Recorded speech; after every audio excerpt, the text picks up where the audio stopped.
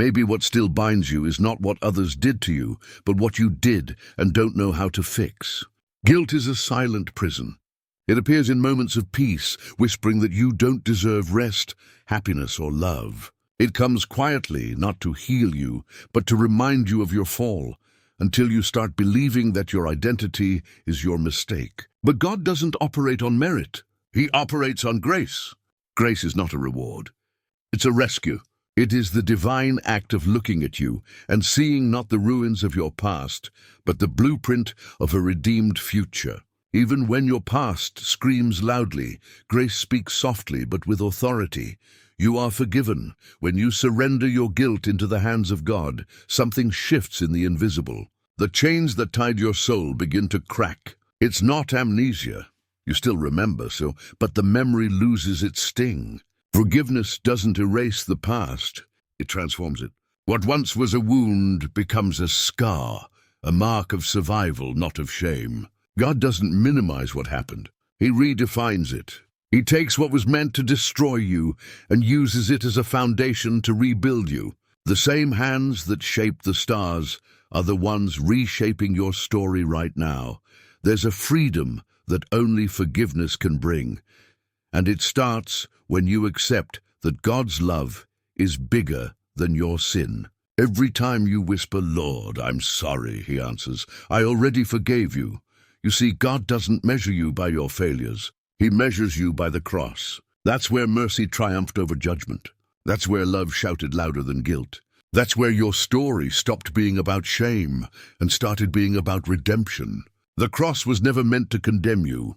It was meant to set you free. The devil wants you stuck in regret because he knows that a forgiven soul is unstoppable. He knows that when you understand who you are in Christ, his lies lose power.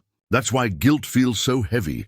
It's the enemy's way of keeping you chained to a past that God has already washed away. But when you truly receive forgiveness, you become untouchable, not because you're perfect, but because you're covered by perfect grace. God didn't choose you for what you've done. He chose you for who you can become through Him. Forgiving yourself is one of the hardest battles, because we are experts in remembering what God has already forgotten. We replay our failures as if punishing ourselves could somehow balance the scales. But redemption is not math. It's mercy. You can't repay grace. You can only receive it. The beauty of God's forgiveness is that it doesn't wait for you to be worthy.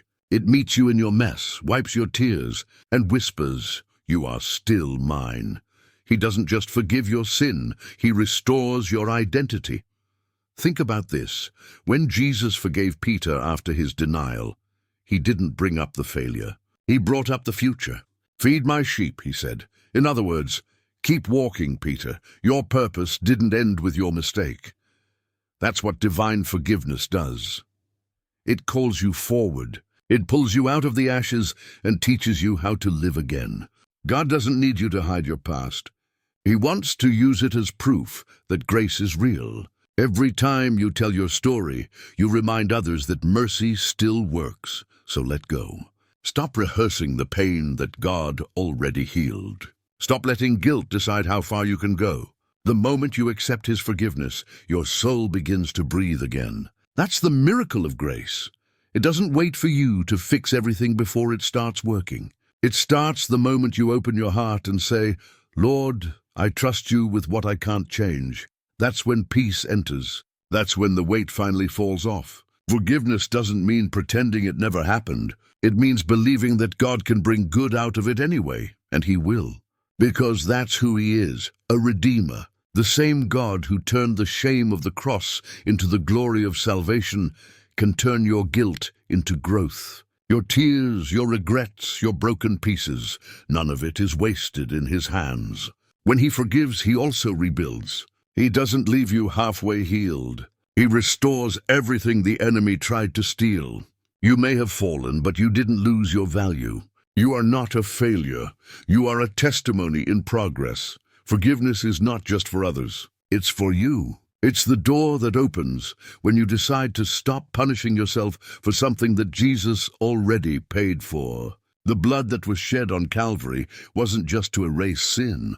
It was to silence guilt. You are free to begin again. Every sunrise is proof that God still believes in your future. So lift your head. The past has no authority to define you anymore. The only voice that matters says, you are forgiven. You are loved. You are mine. This is your moment to walk out of the prison of guilt. You don't need to fix everything before you come to God. Come because you can't fix it. Come with your flaws, your fears, your failures. Grace isn't scared of your story. It specializes in rewriting it. Let the peace of forgiveness flood every corner of your heart. Let the weight lift. Let the tears fall. Let the healing begin, because when you forgive yourself, you make room for God's purpose to bloom again. The same fire that once consumed you will now purify you. The same weakness that once humiliated you will become your testimony of strength. The same pain that once broke you will now build others. That's redemption. Not just being forgiven, but being transformed by love so powerful that even your scars start to shine. So today, say it out loud. I am forgiven. I am free. I am loved. Let these words echo through every memory that tried to keep you chained. You are not your past. You are not your failure. You are not what happened to you. You are the result of grace. Living, breathing, unstoppable grace. God's forgiveness is not a theory. It's a power that changes everything. It's the moment your soul finally exhales and realizes, I don't have to earn it anymore. You can start again. You can rebuild. You can walk in freedom. You can live in peace. And when the voice of guilt tries to come back, just remember, mercy already spoke louder. Your healing begins with one choice, to believe that you are worth forgiving. Because you are. You always were. And you always will be in the eyes of the one who died to set you free.